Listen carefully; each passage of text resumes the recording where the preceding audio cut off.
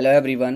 तो दोस्तों आज के इस वीडियो में हम लोग height and distance exercise 9.1 NCERT का 10वें नंबर प्रश्न के बारे में आज हम लोग डिस्कस करने वाले हैं। तो चलिए सबसे पहले मैं आप लोगों को जो है यहाँ पर इसके बारे में पूरा बेसिक से समझा देता हूँ कि किस तरह से इसको हम लोग हल करने वाले हैं। सबसे पहले देखिए, इस प्रश्न में बोला गया है कि एक सड़क है जिसका जो चौड़ाई है 80 मीटर है, ठीक है।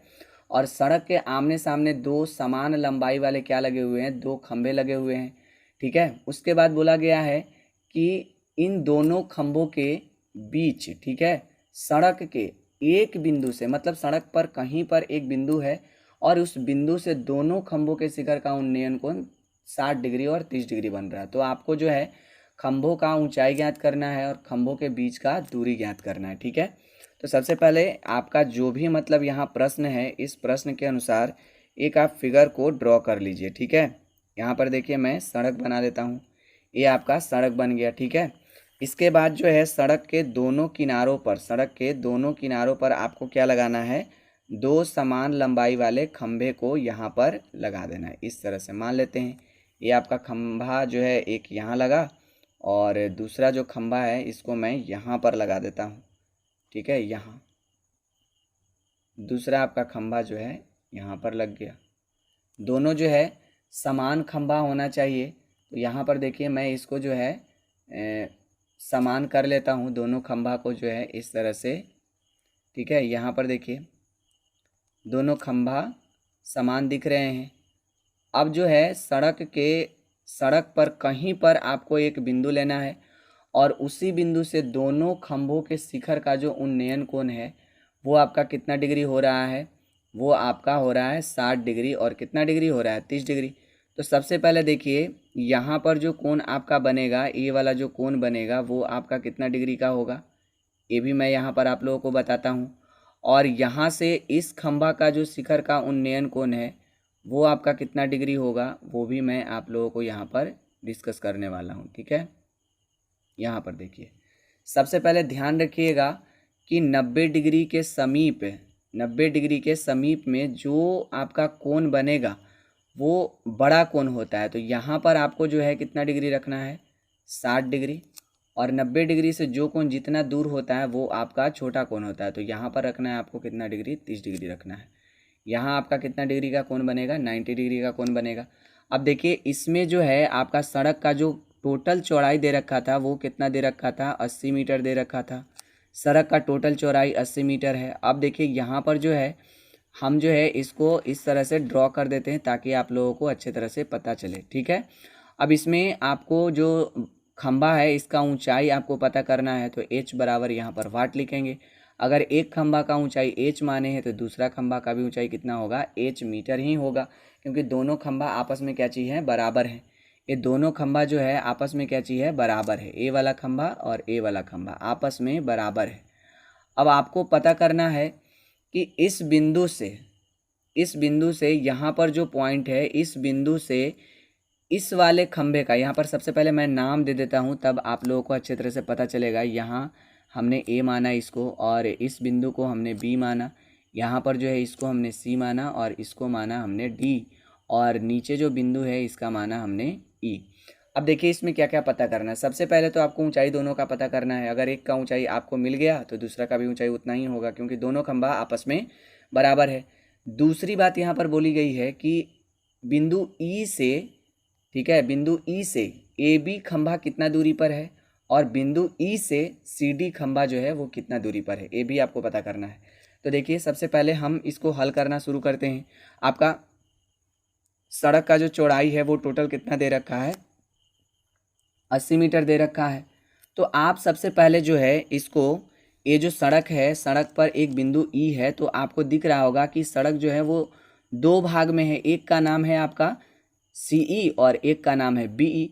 तो हम क्या कर रहे हैं, यहाँ पर जो आपका बी भुजा है या भाग है इसको हम क्या मान ले रहे हैं, x मीटर मान ले रहे हैं।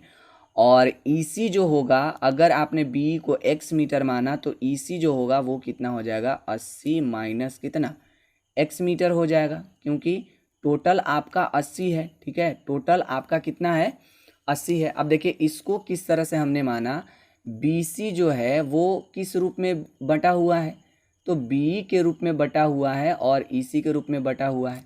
अब इसमें मैंने बोला कि BE जो है वो आपका कितना है, x हमने माना, और BC टोटल कितना था आपका 80 था। तो इस तरह से हम EC निकाल सकते हैं। EC अगर निकालिएगा तो आपका क्या बनेगा, 80 माइनस x बनेगा, बराबर क्या मिलेगा आपको, EC मिलेगा।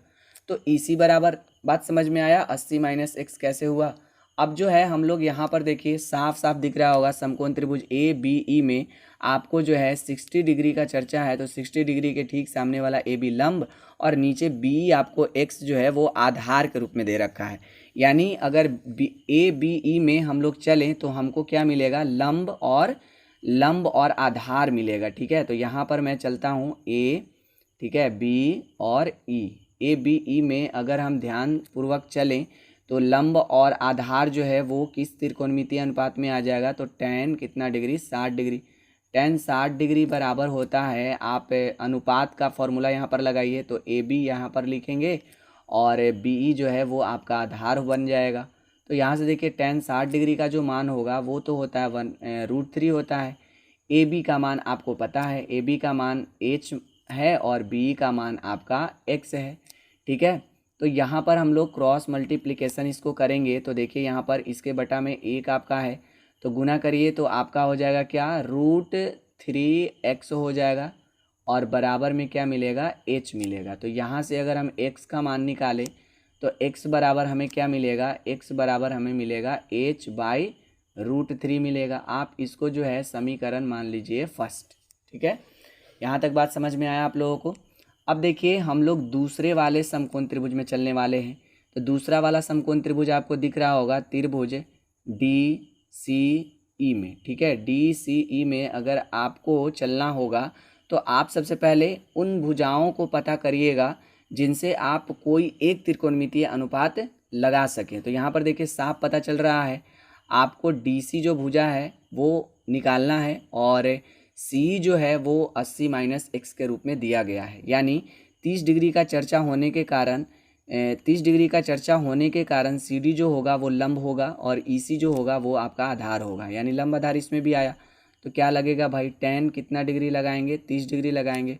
tan 30 डिग्री बराबर होता है लंब, यानी इसका हो जाएगा DC और आधार आपका हो जाएगा EC हो जाएगा। अब बताइए tan 30 डिग्री का जो मान होता है वो होता है 1/√3 होता है। DC जो होगा वो आपका h है और EC यहाँ पर EC भी आपका जो है दिया हुआ है। यहाँ पर EC का जो मान है वो क्या है आपका, EC जो है 80 माइनस x के रूप में है। तो हम लोग जो है यहाँ पर क्या यूज करेंगे, 80 माइनस x यूज कर देते हैं, 80 माइनस x। ठीक है, अब यहाँ पर दोस्तों आप लोग देखिए ध्यान से, इसको जो है किस तरह से आगे का क्रिया जो है हम लोग इसमें करने वाले हैं। अब हम लोग जो है यहाँ पर क्रॉस मल्टीप्लिकेशन करेंगे, तो क्रॉस मल्टीप्लिकेशन करिएगा तो 80 माइनस, ठीक है, 80 माइनस x से अगर 1 में गुना करेंगे तो 80 माइनस x होगा और बराबर में आपको क्या मिलेगा, बराबर में आपको मिलेगा √3h मिल जाएगा। ठीक है, अब यहाँ पर देखिए x का मान आपको मिला हुआ है, यहाँ पर पहले 80 लिखिए, माइनस x का मान देखिए कितना आया हुआ है, h/√3 मिला हुआ है। ठीक है, और बराबर में हम लोग क्या लिखेंगे, √3h लिखेंगे। ये जो मान आपने लिखा ये कहाँ से लिखा गया है, तो समीकरण कहाँ से लिखा गया, फर्स्ट से लिखा गया। ठीक है, समीकरण फर्स्ट से लिखा गया है। अब जो है इसको हम लोग आगे का क्रिया करने वाले हैं। एक जाति को जो है आप एक तरफ लेकर के चले जाइए, तो अगर हम एक जाति को एक तरफ लेकर के जाते हैं तो आपका बनेगा क्या, 80 बराबर क्या हो जाएगा, तो इधर देखिए √3h होगा और इस वाले टर्म को अगर आप इधर लाते हैं तो प्लस में हो जाएगा h/√3 होगा। अब यहाँ से यदि आप इसका कैलकुलेशन करेंगे तो 80 बराबर आप इनका एलसीएम ले लीजिए, तो √3 एलसीएम होगा, यहाँ पर √3 से √3 में गुना होगा तो आपका आएगा 3h प्लस होगा, √3 से √3 में भागा दीजिए तो केवल h मिलेगा।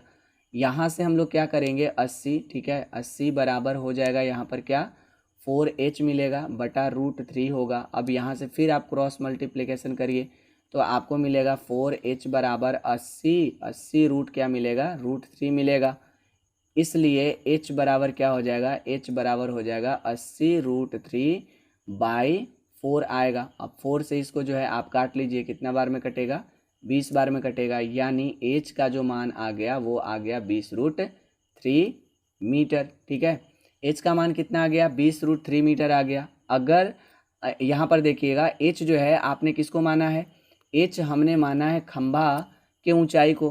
तो ये जो होगा आपका, ये जो होगा खंभा का जो ऊंचाई होगा वो कितना होगा आपका 20√3 मीटर।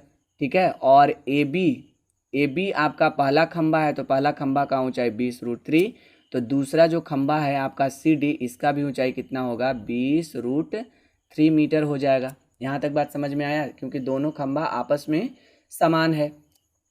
अब दोस्तों यहाँ पर एक बात और बोला गया है आपसे, एक बात और बोला गया है कि इन दोनों खंभों में, खंभों का बीच का दूरी आपको पता करना है। किस बिंदु से, बिंदु ई से आपको ए बी का दूरी पता करना है और बिंदु ई से आपको सी डी का दूरी पता करना है। तो देखिए इसको कैसे पता करेंगे हम लोग, हम यहाँ पर क्या करते हैं, एच का जो मान आया है उसे हम लोग समीकरण फर्स्ट में रख देते हैं। ठीक है, तो यहाँ पर लिखेंगे now putting the value of H in equation first. तो यहाँ पर लिख सकते हैं आप समीकरण, ठीक है, समीकरण फर्स्ट में, ठीक है, फर्स्ट में किसका मान रखने पर, समीकरण फर्स्ट में एच का मान रखने पर, ठीक है, मान रखने पर, ठीक है। तो यहाँ पर देखिए आप लोग क्या हो जाएगा, x बराबर आपको मिलेगा, x बराबर क्या मिलेगा, तो x बराबर हम लोग यहाँ पर लिख देंगे h के स्थान पर 20√3 और बटा में देखिए क्या आपका लिखा हुआ है, √3 लिखा हुआ है। तो यहाँ से देखिए √3 से √3 आपका कट जाएगा, तो क्या बचेगा आपका 20 मीटर बचेगा। अब देखिए x का मान हमने निकाल लिया, कितना आया 20 मीटर आपका आ गया।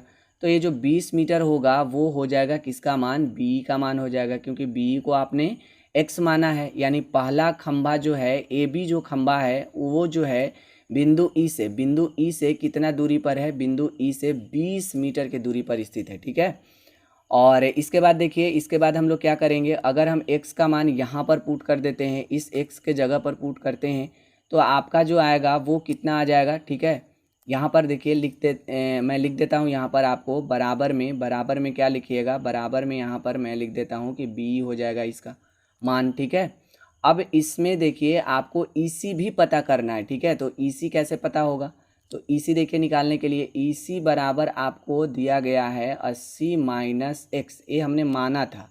ठीक है, तो यहाँ पर आपका हो जाएगा 80 - x का मान आपका कितना आया, 20 आया है। तो इस तरह से जो है ये आपका कितना आ जाएगा, 60 मीटर आ जाएगा।